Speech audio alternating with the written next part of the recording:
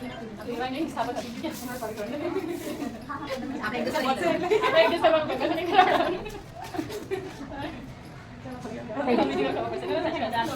ભૂલથી સીધા થાય કે ખાવાનું લેવી દો હા એ સાપાથી આપણે બચે સાપાની જગ્યા પડી તો તો બેસાડી આમ થઈ તો લાગે તો ક્યાં શું કર્યું જવા દે હમણાં